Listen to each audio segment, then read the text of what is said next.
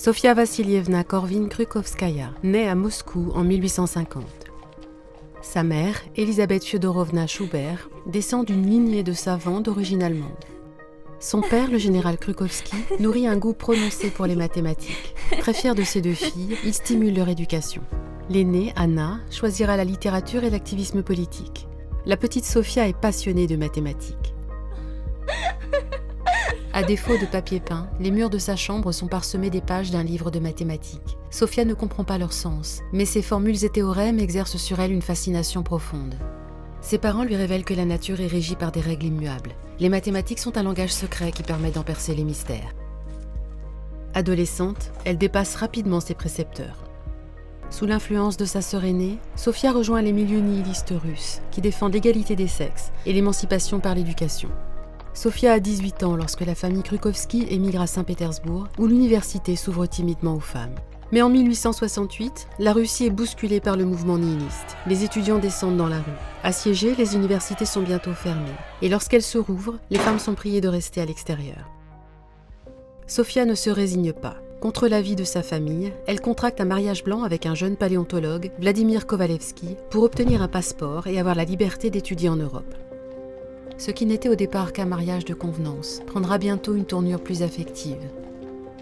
Le jeune couple s'installe à Londres, puis Heidelberg, où en 1869, Sofia obtient la permission de suivre les cours de mathématiques et de physique en auditeur libre. Elle y suit un enseignement intensif auprès de professeurs de premier plan et progresse à un rythme exceptionnel. Hélas, le mariage des Kovalevski se dégrade et Vladimir finit par s'installer seul à Iéna. Sofia se rend alors à Berlin. L'université de Berlin est encore interdite aux femmes, mais elle sollicite des cours particuliers auprès de l'un des plus célèbres mathématiciens de l'époque, Karl Weierstrass. En dépit de ses lettres de recommandation, Weierstrass reste sceptique. Il la soumet à une épreuve particulièrement exigeante sur les fonctions hyperelliptiques. Sofia la résout rapidement et brillamment en y apportant une solution très originale. Karl Weierstrass est tellement impressionné par le talent de Sofia qu'il accepte de lui donner des cours particuliers. C'est le début d'une collaboration fructueuse. Il lui transmettra l'essentiel de l'analyse moderne et l'encouragera vivement à produire ses propres travaux. Karl Weierstrass correspond avec l'un de ses anciens élèves, le mathématicien suédois Gösta Mittag-Leffler, fondateur de la prestigieuse revue Acta Mathematica. Il ne tarit pas d'éloges sur sa nouvelle recrue.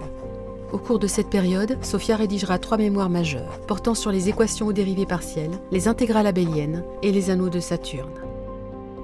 Aujourd'hui, les équations aux dérivées partielles sont utilisées entre autres dans l'analyse de la propagation d'ondes, les vibrations mécaniques dont les cordes vibrantes, les ondes électromagnétiques, ainsi que la thermodynamique. Dans l'ingénierie moderne, les intégrales abéliennes constituent un outil théorique précieux pour résoudre des problèmes complexes en électromagnétisme et optimiser les systèmes de télécommunication. Hélas, malgré le soutien de son éminent professeur, l'université de Berlin refuse de lui laisser passer sa thèse parce qu'elle est une femme. Sofia ronge son frein et s'étiole. En 1871, Paris est ravagé par une guerre civile sanglante. Fidèle à son engagement nihiliste, sa sœur Anna vit désormais en France. Son époux Victor Jacquelard est l'un des piliers de l'insurrection. Aux grandes dames de ses deux mentors, Sofia quitte brutalement Berlin pour retrouver sa sœur Anna sur les barricades de la Commune de Paris. Elle sera brancardière à l'ambulance de l'Élysée-Montmartre, alors que la capitale est assiégée par les Prussiens. À la chute de la Commune, Sofia retourne à Berlin travailler auprès de Weierstrass. En 1872, à l'âge de 22 ans, elle solutionne le problème de Cauchy qui portera bientôt son nom, le théorème de Cauchy-Kovalevski. Ce théorème, qui régit les équations aux dérivées partielles, demeure essentiel pour modéliser le comportement des constituants physiques fondamentaux. Ses applications s'étendent aujourd'hui de la dynamique des fluides à la propagation du son, en passant par l'étude des ondes gravitationnelles. En 1874, l'université de Göttingen lui accorde l'autorisation exceptionnelle de passer son doctorat, mais sans soutenance publique. Sofia Kovalevskaya se voit décerner le titre de docteur en mathématiques, summa cum laude, la plus haute distinction possible. Elle est la première femme à décrocher un doctorat en mathématiques au monde, au sens moderne du terme, c'est-à-dire basé sur des travaux de recherche originaux et une thèse. Karl Weierstrass estime que chacun de ces 3 mémoires aurait suffi à lui seul à constituer une thèse. Entre-temps, Sofia et Vladimir ont resserré leurs liens et décident de rentrer en Russie. Hélas, malgré ce succès académique, le retour au pays marque une période difficile pour Sofia. Les institutions refusent de reconnaître son titre et lui ferment toujours l'accès à l'université en raison de son sexe. Épuisée et désabusée, Sofia s'éloigne des mathématiques pour s'adonner à son autre passion, la littérature et l'écriture de pièces de théâtre. Elle se consacre également aux travaux de paléontologie de son époux, qui s'avéreront être une impasse scientifique. Le couple investit dans l'immobilier, investissements qui se révéleront hasardeux. Vladimir se fait escroquer. Ils sont bientôt ruinés. Après la mort de son père et une tentative infructueuse de reconversion sociale et financière, Sofia traverse une période de profonde crise personnelle. Ses deux mentors, Karl Weierstrass et Gösta Mittag-Leffler, échangent une correspondance nourrie sur la situation de leur protégé. Que fait-elle ? A-t-elle abandonné les mathématiques ? Quelle perte pour la science ?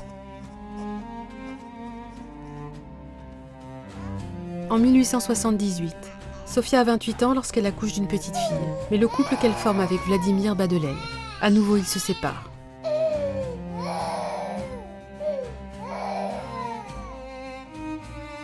En 1881, Sofia retourne à Berlin avec sa fille pour s'immerger auprès de Weierstrass dans le travail mathématique qu'elle ne quittera plus. À la fin de l'automne 1881, Sofia décide de retrouver sa sœur Anna à Paris, dans l'espoir d'y rencontrer des mathématiciens français. Mais à Paris, l'existence est difficile, car Sofia, sans contact, sans poste et sans revenu, est accablée par les soucis financiers. En 1882, Gösta Mittag-Leffler rejoint Sofia à Paris pour la présenter à ses collègues et amis mathématiciens.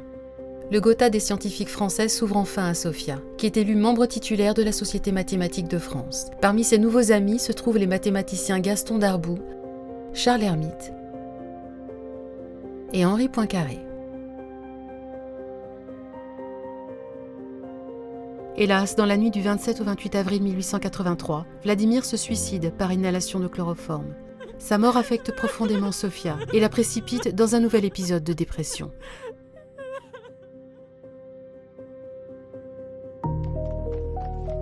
En janvier 1884, grâce au soutien sans faille de Gösta Mittag-Leffler, Sofia Kowalewskaja décroche enfin le poste de professeur de mathématiques à l'université de Stockholm. Sofia s'engage à prodiguer ses cours en suédois dès la 2e année, ajoutant une 5e langue à son répertoire, après le russe, l'allemand, l'anglais et le français.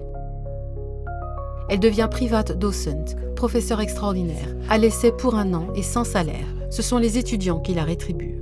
Sofia est la première femme professeure de mathématiques en Europe. À l'époque, elle est déjà une spécialiste reconnue des intégrales abéliennes. Gösta Mittag-Leffler bataillera encore pendant 4 ans avant que l'université de Stockholm consente enfin à lui octroyer un modeste salaire. Malgré tout, Sofia apprécie la vie en Suède et ce poste qui lui permet de trouver un peu de stabilité. Ses étudiants l'apprécient énormément. Elle entame son 2e travail majeur, la toupie de Kowalewski. La même année, Sofia est également nommée au comité éditorial de la prestigieuse revue Acta Mathematica, ce qui lui permet de correspondre avec des mathématiciens de toute l'Europe. Elle est la première femme à occuper un tel poste dans une revue scientifique internationale de premier plan. Ses recherches sont bientôt connues dans le monde entier. En 1886, Sofia retourne en France pour échanger avec ses collègues mathématiciens au sujet de ses travaux sur la dynamique des corps rigides. L'Académie des sciences décide que le thème du prochain prix Bordin sera consacré à l'amélioration de la théorie du mouvement d'un corps solide. Sofia décide de concourir, le défi est considérable. Le concours est anonyme. 15 mémoires ont été soumis à l'Académie, mais l'un d'eux se détache tellement que le jury décide de doubler le montant du prix pour récompenser sa contribution exceptionnelle à la physique mathématique. Ils ignorent que ce prix sera attribué à une femme.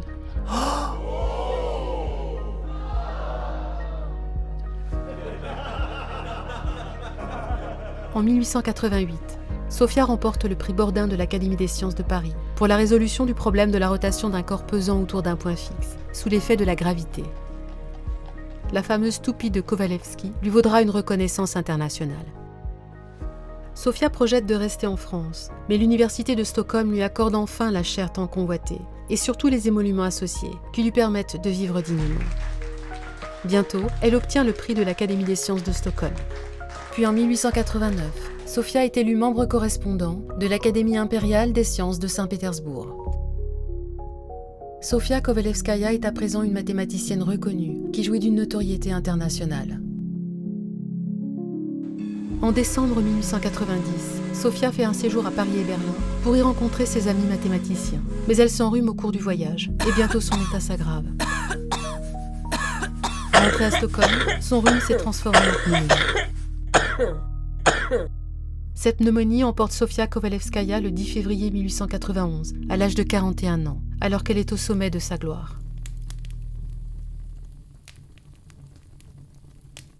En dépit d'une courte vie semée d'embûches, son héritage scientifique est considérable. Son étude sur les anneaux de Saturne préfigure l'analyse des systèmes planétaires.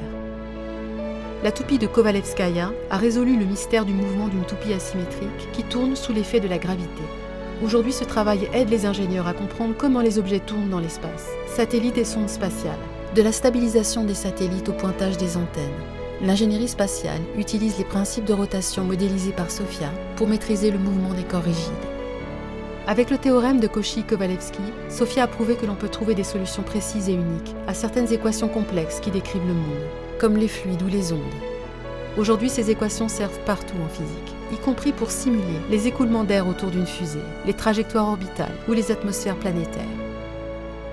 Les outils mathématiques développés par Sofia Kovalevskaya au XIXe siècle sont une brique fondamentale des simulations numériques qui ont permis aux ingénieurs du XXe siècle de se lancer dans la conquête spatiale.